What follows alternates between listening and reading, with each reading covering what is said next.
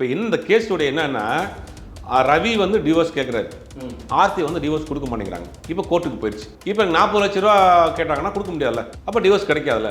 எனக்கு என் கணவர் வேணும், இந்த குழந்தைகளுக்கு அப்பா வேணும், ஒரு பெண்ணாக ஒரு மனைவியாக அவங்க பாயிண்ட் ஆஃப் வியூவில் காதலிச்சு திருமணம் பண்ணியிருக்கோம், எப்படி இருந்தாலும் பரவாயில்ல நம்ம சேர்ந்து வாழணுன்ற ஒரு முடிவு எடுக்கிறாங்க. அவங்க குடும்பத்துலேயும் இந்த முடிவு எடுக்கிறாங்க, மாமியார் முடிவு எடுக்கிறாங்க. அவர் மருமானம் வச்சு இருக்கிறதுல நான் ஒரு 3 படம் பண்ணியிருக்கேன், 100 கோடி ரூபாய்க்கு லாஸ் ஆகிருக்கு. இருந்தாலும் ரவி பண்ண மிஸ்டேக்ஸ் நிறையா இருக்குது. முதல்ல என்ன சொல்கிறாரு, கனிஷானா எனக்கு அவங்க வந்து ஹீலரு, நாங்களும் அவரும் சேர்ந்து வந்து நாங்கள் விவசாயம் பண்ண போகிறோம் அப்படிங்கிறதெல்லாம் சொல்லிட்டு இருந்தார். யாருமே தெரியாது இருந்தார். கடைசியில் பார்த்தா ஒரு கல்யாணத்துக்கு, ஜெயஸ்ரீ கணேஷ் கல்யாணத்துக்கு ஜோடியாக கூப்பிட்டு வர்றாரு. அப்போ இவங்க வச்ச குற்றச்சாட்டு உண்மையான ஆயிடுச்சுல. இது வரைக்கும் இல்லைன்னு ரவி மேலே இருந்த ஒரு சிம்பத்தி வந்து அப்படியே உடஞ்சி போச்சு. இப்போ இவங்க 40 லட்ச ரூபா கேட்டவொன்னே என்னாச்சுன்னா, ரவி சொன்னார்ல காசெல்லாம் கேட்குறாங்க, காசத்தை ஆசை பிடிச்சவங்க தானே 40 லட்சம். ஆனால் 40 லட்ச ரூபா இவங்க எதுக்கு கேட்டிருக்காங்கன்னா, முதல்ல கணேஷாவுக்கு எனக்கு புதுசாக தொடர்பு இல்லைனாரு, கடைசியில் உறுதிப்படுத்துறாரு. அப்புறம் வந்துட்டு மாமியார் மேலே கம்ப்ளைண்ட் பண்ணுறாரு. இப்போ அவங்க தரப்புல வந்து அதை மறுக்கிறாங்க. நேற்று என்னன்னா, நேற்று 40 கோடி கேட்டவொடனே அவர் வந்து ஒரு ஃபோன் பண்ணுற மாதிரி ஒரு ஃபோட்டோ போடுறாரு, பால் விளையாடுற மாதிரி ஒரு ஃபோட்டோ போடுறாரு. அப்படிங்கும்போது இதை வந்து அவர் வந்து ஒரு போட்டியாக எடுத்து கொண்டு போகிறாரோங்கிற மாதிரி தானே சந்தேகமாக. சமீப காலம் விஷால் செய்யக்கூடிய சேட்டைகள்லாம் அந்த மாதிரி தான் இருக்குங்கிறத நம்பலை இல்லை. ஆனால் உறுதியாக அவங்க திருமணம் பண்ண போகிறாங்க, தேட்டருக்குலாம் அனௌன்ஸ் பண்ணுறாங்க. இந்த இடையில அந்த மதன் ராஜா ரிலீஸ் ஆடியோ லான்ச்சுக்கு முன்னாடி வரைக்கும் அந்த நேரத்தில் தான் வந்து அந்த ஆடியோ லான்ச் பிரச்சனை வந்த பிறகு தான் தெரியும், அது பெரிய ஒரு இஷ்யூ ஆச்சு. அப்போ தான் ஆர்யாவும் கார்த்திக் தான் அவர் ரெக்கவரி பண்ணி கொண்டு வந்து அவருக்கு ட்ரீட்மெண்ட்லாம் கொடுத்து கொண்டு வந்தாங்க. அந்த நேரத்தில் வந்து ஒரு ஆறுதலாக இருந்திருக்காங்க.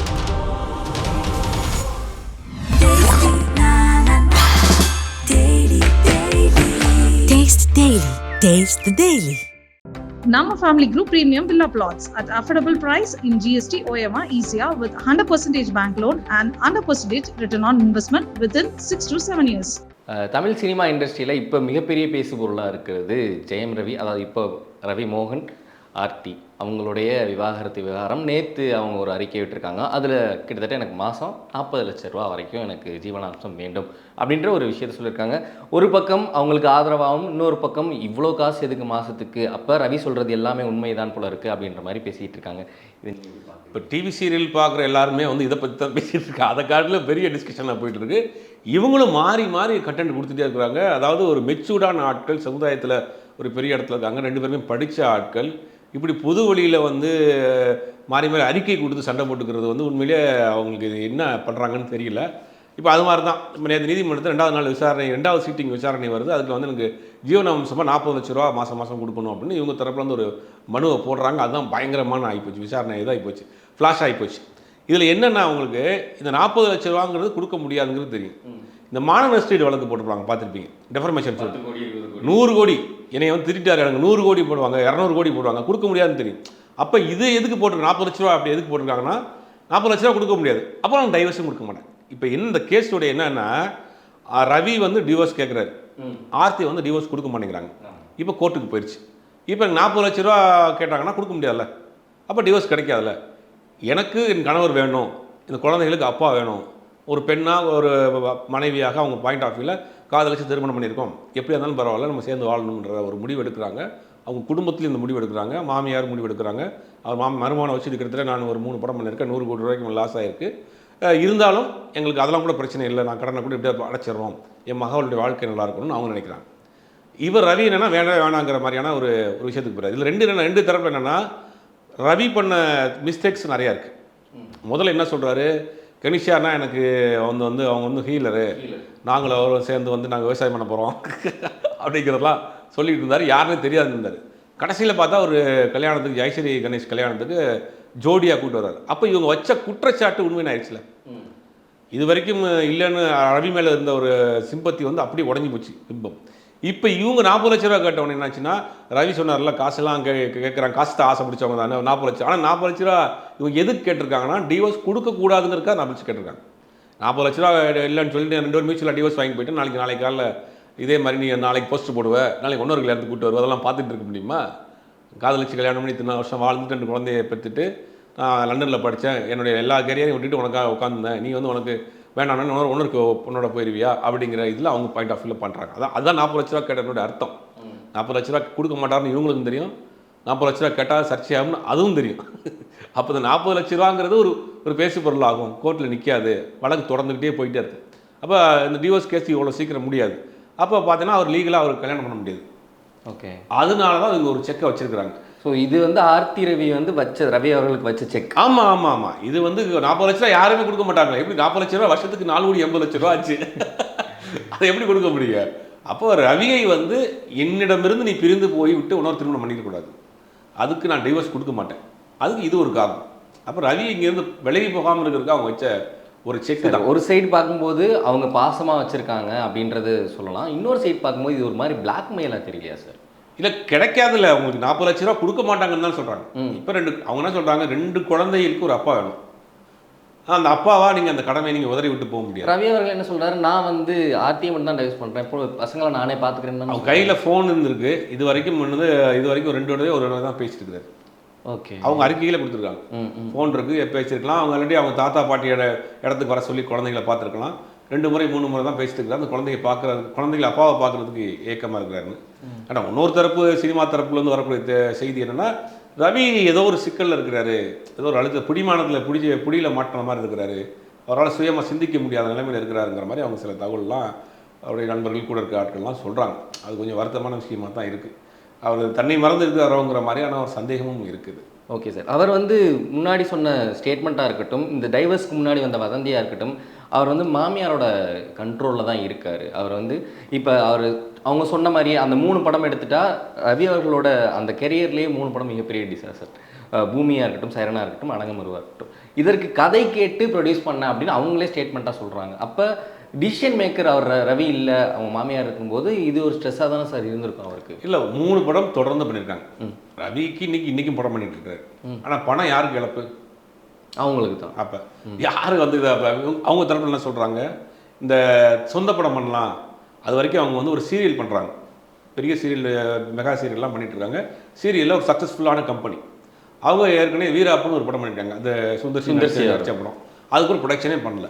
அப்போ தான் இவர் ரவி என்ன சொல்கிறார், வெளியே போமே நீங்கள் பண்ணுறதுக்கு நம்மளோட சேர்ந்து பண்ணலாமே, நம்ம கம்பெனிலே படம் பண்ணுங்க, ப்ரொடக்ஷன் பண்ணுங்க, நான் டேட் தரேன்னு சொல்லி அப்படி ஆரம்பிக்கப்பட்டது தான். முதல் படம் பண்ணாங்க, அந்த படம் அந்த லாஸ் அடிக்கிறதுக்காக இன்னொரு படம், அந்த லாஸ் அடிக்கிறதுக்காக இன்னொரு படம் பண்ணுறாரு.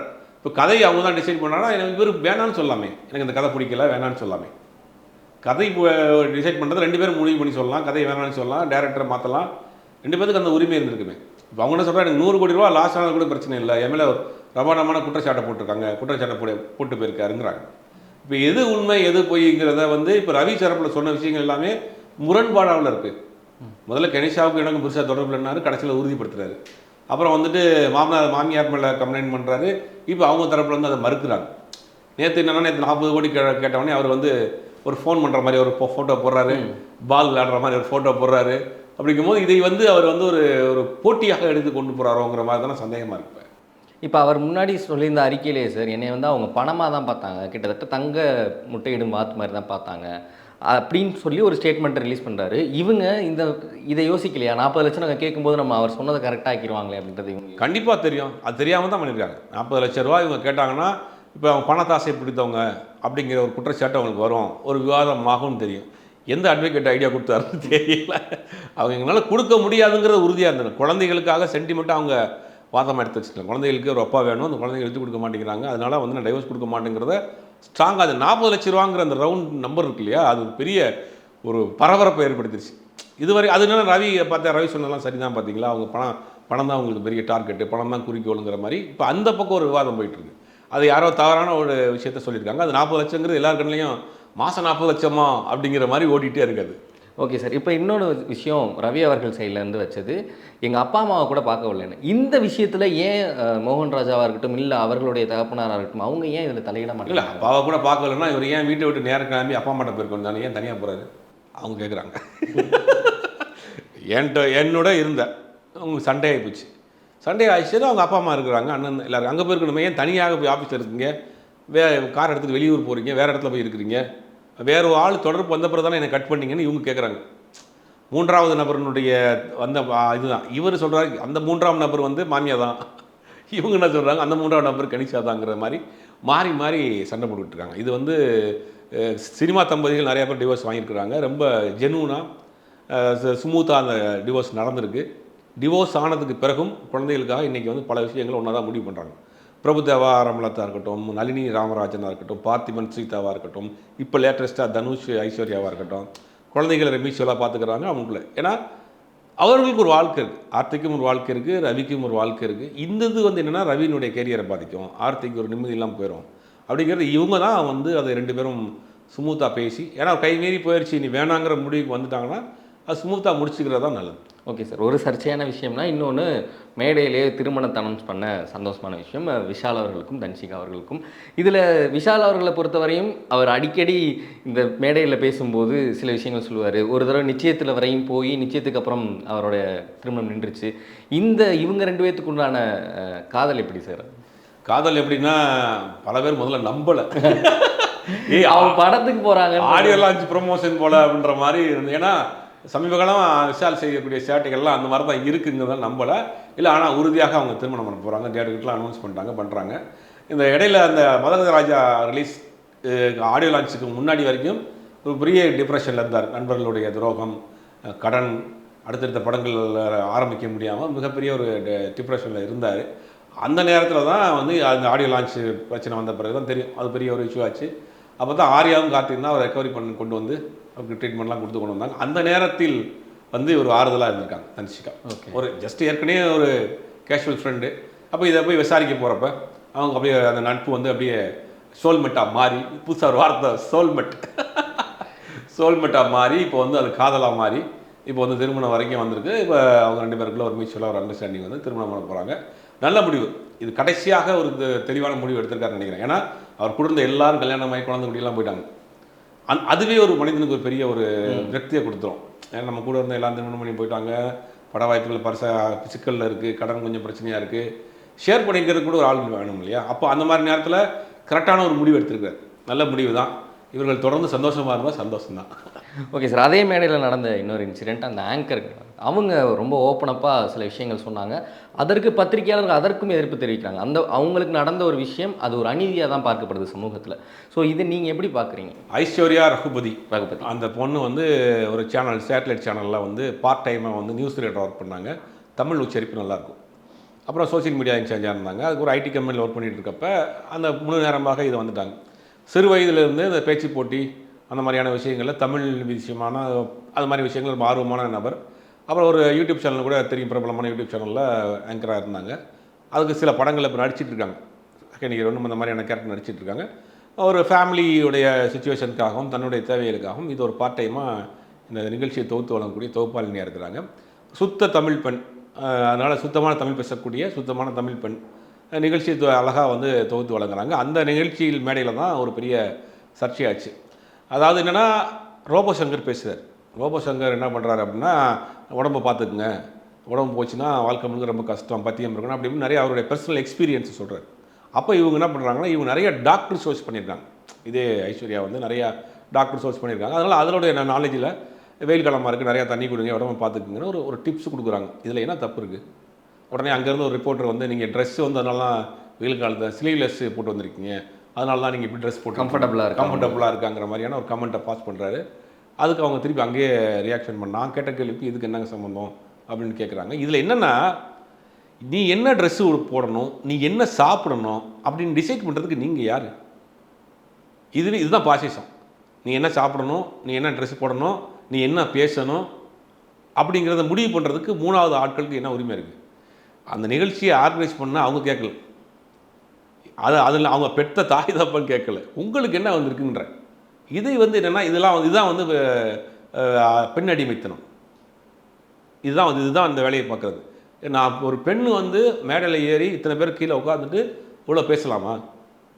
அப்படி இந்த பொண்ணோட பர்சனல் கேரக்டர் என்னென்னா, கொஞ்சம் மனசில் பட்டது டப்பு டப்புன்னு பேசிடும். அது என்னென்னா இவங்களுக்கு போகிறதுக்கும் ஒரு டார்கெட். ஒன்று வேறு சில பேரும் அந்த நிகழ்ச்சியில் தொகுத்து வழங்கிட்டு இருக்காங்க. அதுக்கு பிறகு சமீப காலமாக இந்த பொண்ணை வந்து அதிகமாக பயன்படுத்துறதுனால அந்த உள்ளுக்குள்ள பாலிடிக்ஸ் இருக்குது, எல்லாம் சேர்த்து வச்சு சாத்துறாங்க. அதற்கு பிறகு தான் இன்னொரு படம், அந்த நிகழ்ச்சி நடந்து முடிஞ்சிருச்சு. அதுக்கு பிறகு இன்னொரு படம், இப்போ அந்த விஷால் சம்மந்தமான படத்துக்கு வந்து இவங்க ஆங்கராக இருக்கிறாங்க. அது நிகழ்ச்சி நடக்க போகிறதுக்கு முன்னாடியே என்ன பண்ணுறாங்க அப்படின்னா, இவங்க மேடையில் பேசுகிறாங்க. லாஸ்ட் டைம் அந்த ஜேர்னலிஸ்ட் வந்திருக்கிறாரா, என்னை அப்படி கேட்டார், அந்த நேரத்தில் நீங்கள் யாருமே எனக்கு சப்போர்ட் பண்ணல, எதுவும் பேசலையேன்னு. இதில் என்ன குடும்பம்னா, சீனியர் ஃபீமேல் ஜேர்னலிஸ்ட் இருக்கிறாங்க, அவங்க யாருமே அதை பற்றி பேசலை. அதே மேடையில் இருக்கிறாங்க, அதே இடத்துல உட்காந்துருக்குறாங்க, அவங்க யாருமே அதை பற்றி பேசலை. குறைந்தபட்சம் ஒரு பெண்ணாக இருக்கக்கூடியவர் தனியாக நின்று அவளை பற்றி ஆர்கியூ பண்ணுறாங்க. அப்போ நீங்கள் என்ன பண்ணணும், குறைஞ்சபட்சம் சமாதானத்துக்காவது அவங்க போயிருக்கணும். சரி விடுமா, நாங்கள் பேசிக்கிறோம், அது என்னென்னு பேசுவோம், இல்லை அவர் என்னென்னு பேசணும். யாருமே அதை கண்டுக்கிறாமல் அப்படியே உட்காந்துருக்குறாங்க. இருந்தாலும் சில பேர் உட்காரத்தான் சொன்னாங்க, பேசாத உட்காரு அப்படிங்கிற மாதிரி தானே. இது உண்மையிலேயே ஒரு அநீதி தான். இது ஏன் செய்கிறாங்க, எப்படி பண்ணுறாங்கன்னு தெரியல. இதே இது இந்த மேடையிலேயே ஒரு பெண் நடிகையாக இருக்கட்டும், அவங்க அரைக்குறை ஆடை போட்டு வந்தாலும் நீங்கள் பேசுவீங்களா, நீங்கள் ஏன் இப்படி வெயில் காலத்துக்கு இப்படி போயிட்டு வந்திருக்கீங்க அப்படின்ற மாதிரி ஏதாவது கமெண்ட் உங்களால் பாஸ் பண்ண முடியுமா? அங்கே போய் செல்ஃபி எடுக்கிறீங்களா கூட நின்று? அப்போ வெளி மாநிலத்தை சேர்ந்த வேறு மொழியை தாய்மொழியாக கொண்ட நடிகை என்ன பேசினாலும் நீங்கள் வாய் தொடர்ந்து கேட்பீங்க. நம்ம தமிழ்நாட்டை சேர்ந்து தமிழ் பொண்ணு அழகாக தமிழில் ஒரு ஆங்கரிங் பண்ணுறப்ப அதை நீங்கள் கமெண்ட் பண்ணுவீங்க. இதுதான் நம்மளுடைய நிலைமை. இதுதான் அந்த நிகழ்ச்சி நடந்தது. அதுக்கு அங்கேயே ஸ்பாட்லேயே நிறையா அந்த பொண்ணு பதில் கொடுத்துருச்சு. அதுலேயுமே கூல் சுரேஷையும் பற்றி கூட சொல்லியிருந்தாங்க, அவர் அன்னைக்கே கண்ணம் பழுக்க வச்சுருந்தா இந்த மாதிரி விஷயங்கள் நடந்திருக்காதுன்னு. அந்த கமெண்ட்டை நீங்கள் எப்படி பார்க்குறீங்க? அன்னைக்கு ஆனால் அதில் ஒரு நாகரிகமான ஒரு விஷயம் இருந்துச்சு. அன்றைக்கி நான் கண்ணம் பழுக்க வச்சது மாதிரி நடந்தால் பேசாமல் போயிருப்பாங்க, இல்லாட்டி நான் போலீஸில் கம்ப்ளைண்ட் பண்ணியிருந்தா அரெஸ்ட் பண்ணியிருப்பாங்க. ஆனால் ஒரு நம்ம அதே இண்டஸ்ட்ரியில் இருக்கிறோம், அது தேவையில்லைங்கிறக்காக பண்ணுறாங்க. இந்த ஆடியோ லான்ச்சு இப்போ சமீப காலமாக வந்தது கண்டென்ட் கொடுக்கக்கூடிய இடமா மாறிப்போச்சு. ஆடியோ லான்ச்சுக்குன்னு போகிறதுக்குமே சில பேர் இருக்காங்க, அவங்களுக்கு பெய்டு பண்ணி தான் கூட்டு போகிறாங்க, கண்டென்ட் கொடுக்கறதுக்கு கூட்டு போகிறாங்க. கூல் சுரேஷை கல்யாணத்துக்குலாம் கூட்டு போக ஆரம்பிச்சாங்க, கல்யாணத்தில் போய் ஏதாவது கண்டென்ட் கொடுங்க அப்படின்னு. சமீபத்தில் கூட ஏதோ ஒரு ஈவெண்ட் பார்த்தேன், சத்யராஜ் மாதிரி கமலஹாசன் மாதிரியான ஆட்களை கல்யாண வீட்டில் கொண்டு போய் நிப்பாட்டி வச்சுருக்காங்க. அவங்க எல்லாத்தையும் வரவேற்கிறாங்க. அது மாதிரி இப்போ என்ன ஆகி போச்சுன்னா, கூல் சுரேஷை கண்டென்ட் கொடுக்கறதுக்காக கூட்டு போய் ஆடியோ லான்ச்சில் வச்சு அது ஒரு பரபரப்பாகும், செய்தியாகும், நம்ம இந்த படத்துக்கு ப்ரொமோஷன் ஆகும்னு பார்க்குறாங்க. இது தப்பான ஒரு ப்ரொமோஷன். ஒரு படத்தினுடைய ப்ரொமோஷன் எப்படி பண்ணால் அந்த படத்தில் நடந்த சுவாரஸ்யமான விஷயங்களை சொல்லலாம். இந்த படம் ஷூட் பண்ணுறது இந்த மாதிரி நடந்துச்சு, இந்த படம் சாங் ஷூட் பண்ணுறது மாதிரி நடந்துச்சு அப்படிங்கிற ஒரு சுவாரஸ்யமான விஷயங்களை ஷூட்டிங் ஸ்பாட் நடந்ததை நீங்கள் ஒரு ஆர்டிஸ்ட்டாக ஷேர் பண்ணுறப்போ அது வேறு மாதிரி இருக்கும். இப்போ கண்டென்ட் கொடுக்கறதுக்காகவே இதை ஒரு பிளான் பண்ணி பண்ணுறது வேறு ஒரு அவங்களும் யூடியூப்க்கு லெவலுக்கு இறங்கிட்டாங்களோங்கிறது தான் தோணுது. ஓகே சார், விஷால் தன்ஷிகா அவர்களுடைய திருமண விஷயத்தில் புதுசாக ஒரு விஷயம் தகவல் வருது, அது உண்மையாக போயான்னு தெரியல. அவங்களுக்கு தன்ஷிகாவுக்கு இது 2வது திருமணம் அப்படின்ற மாதிரி ஒரு தகவல் சொல்கிறாங்க, அது உண்மையா இல்லை? இப்போ அது கவலைப்பட வேண்டியது விஷால். சார் யூடியூப்பில் நம்ம திறந்து அது வருதே சார், வேறு வழி இல்லையே. இல்லை, அது கவலைப்பட வேண்டியது விஷால். இவ்வளவு பண்ணுற விஷயம் தெரியாமையாக இருக்கும். அது எல்லாருக்குமே ஒரு லைஃப் இருக்கும், பாஸ்ட் லைஃப். அதை நீங்கள் தோணுனீங்கன்னா அது அசிங்கமாக தான் இருக்கும். அது முடிஞ்சு போச்சு. அதை இவங்க மனசோட ஒத்து போயிடுச்சு, ஏற்றுக்கிட்டாங்க. அதை நம்ம அதை பற்றி டீப்பாக டிஸ்கஸ் பண்ண வேண்டிய அப்படி இருந்தாலும் நமக்கு என்ன ஆகிடப்போகுதுன்ற அது தேவையும் இல்லை. ஓகே சார், எங்களுக்காக நிறைய தகவல்கள் ஷேர் பண்ணீங்க, மிக்க நன்றி சார்.